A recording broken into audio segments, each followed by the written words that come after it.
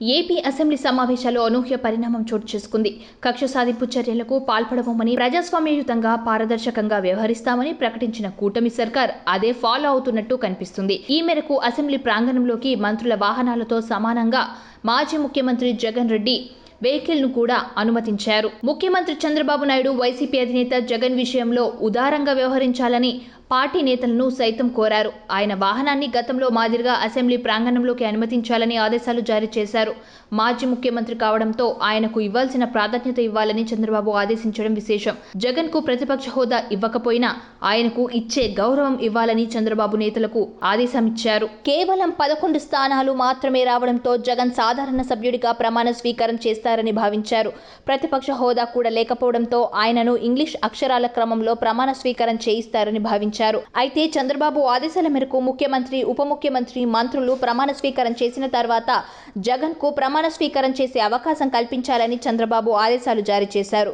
జగన్ ను సాధారణ ఎమ్మెల్యేగా చూడవద్దని చంద్రబాబు నుంచి ఆదేశాలు రావడంతో ఆయన వాహనం నేరుగా అసెంబ్లీ హాలు వద్దకు పోలీసులు అనుమతించారు. ప్రస్తుతం జగన్ రెడ్డి ఓ సాధారణ ఎమ్మెల్యే మాత్రమే. ఇటీవలి ఎన్నికల్లో వైసీపీ ప్రతిపక్ష హోదా కూడా దక్కలేదు.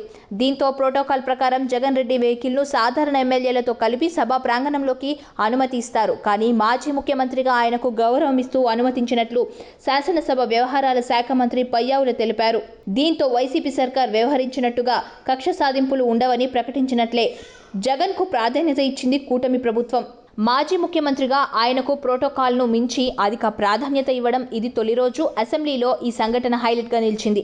అయితే అసెంబ్లీకి వచ్చిన జగన్ రెడ్డి కాస్త డల్ గా కనిపించారు. అసెంబ్లీ సెక్రటరీ ఆహ్వానం మేరకు ప్రమాణ స్వీకారం చేసేందుకు వెళ్తుండగా సభ్యులకు నమస్కరించుకుంటూ వెళ్లిన జగన్ లో అధికారం కోల్పోయిన బాధ కనిపించింది. ప్రమాణ స్వీకారం ముగిసిన తర్వాత ప్రొటెం స్పీకర్ గా వ్యవహరించిన గోరెంట్ల బుచ్చయ్య చౌదరి వద్దకు వెళ్లి నమస్కరించి మాట్లాడిన జగన్ సభలో కూడా కూర్చోకుండా వెళ్లిపోయారు. కేవలం 11 మంది సభ్యులను వెంట వేసుకొని సభకు వెళ్లి అధికార పక్షాన్ని నిలదీయడం అంత ఈజీ కాదు.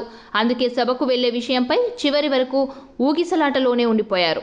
చివరకు ఆయన అసెంబ్లీకి వచ్చారు. ఎన్డీఏ కూటమి అధికార దర్పం చూపించకుండా జగన్ కు సముచిత గౌరవం ఇచ్చింది.